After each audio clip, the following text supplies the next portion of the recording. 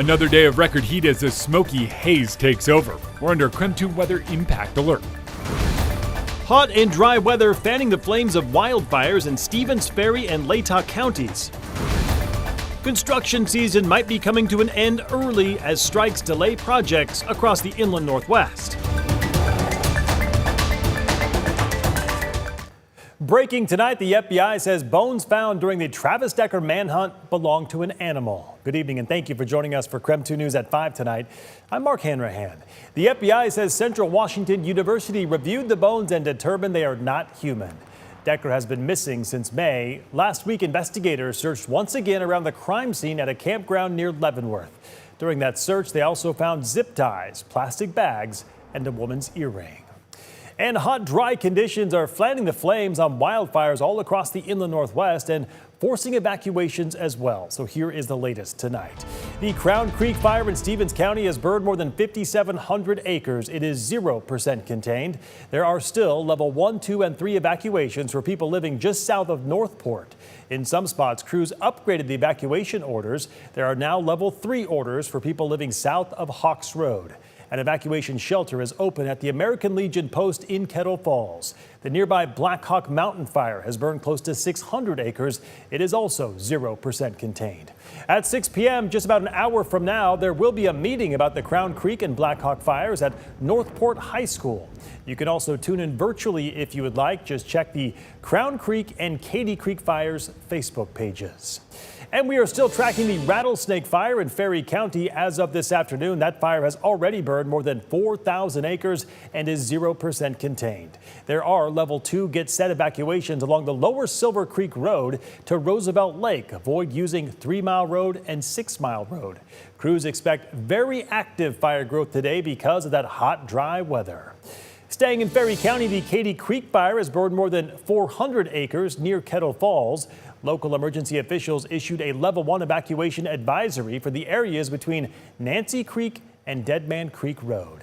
15 miles northwest of Cusick, the Tacoma Creek fire has burned 650 acres. More than 150 people are on scene right now working on containment lines.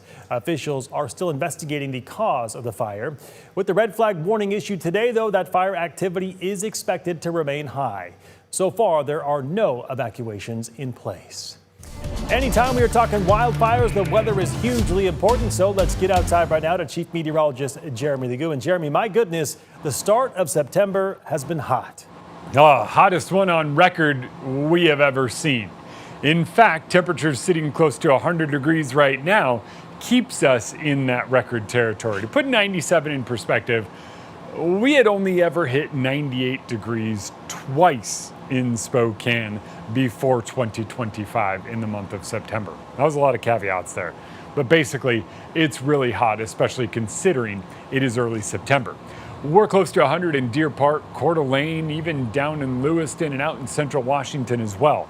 Today is the last of these record-breaking hot days. Tomorrow we do wind up a little bit cooler thanks to a little shift in the weather pattern. However, it is still hot enough that our extreme heat warnings and heat advisories remain in effect through the day tomorrow. On top of it, we're starting to notice some of that wildfire smoke Mark was talking about. A bit of a smoky haze, a smoky smell and taste in the air.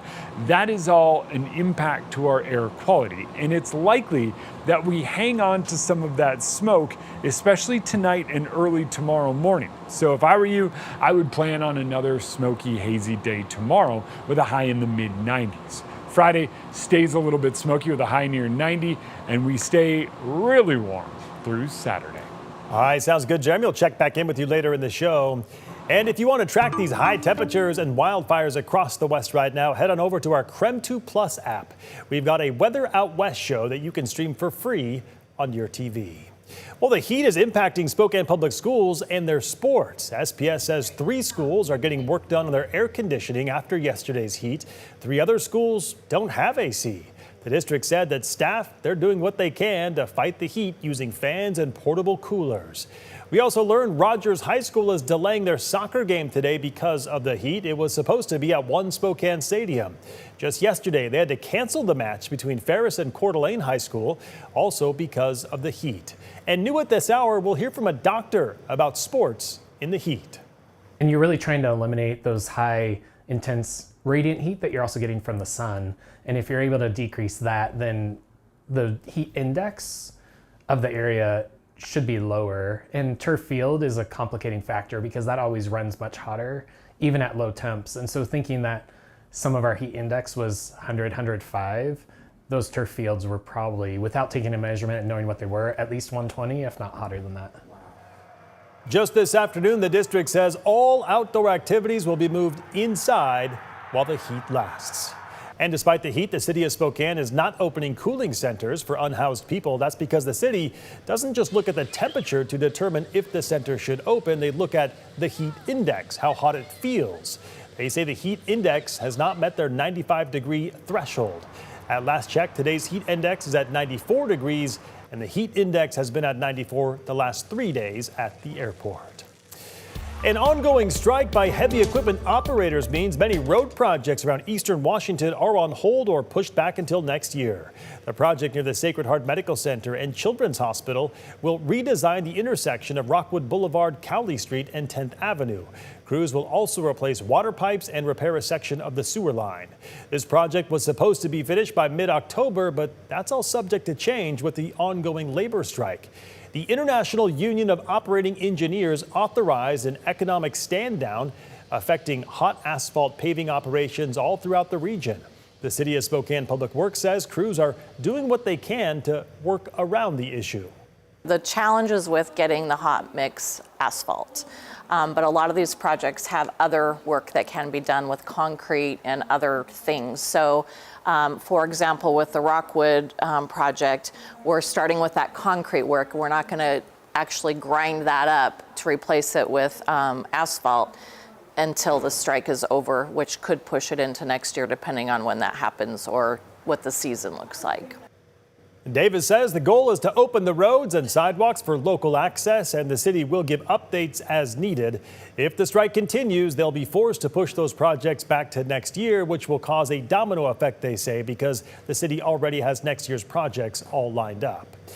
We have an update from Washington about which projects the union strike is delaying. There are several projects that were supposed to be done by this fall or winter, but now won't be done until next spring. So here's a look at some of the projects that are delayed. One is the North Spokane Corridor River Crossing. It was supposed to be done by this December, but may be pushed back until the spring. Also, the paving project on Highway 395 from Hafer to Chewelah, that was supposed to wrap up next month. Now that work will not be completed until the spring. Also on 395, road paving from Chewelah to Immel is delayed until next year. And on Highway 195 from State Route 27 to Babbitt Road, that's down by Pullman. That project was supposed to wrap up this fall. It's being delayed till the spring. Those are the main projects. However, WashDOT says at least 3 others also could have delayed starts or could still need minor work to be finished. All right, stay with us. We have more coming up. The lack of trust isn't the CDC. The lack of trust is the federal administration. The new health secretary for Washington and how states in the West are distancing themselves from the CDC. And the man accused of shooting 4 people in a Montana bar now entering a plea. We'll have more on that and the allegations against him coming up after the break.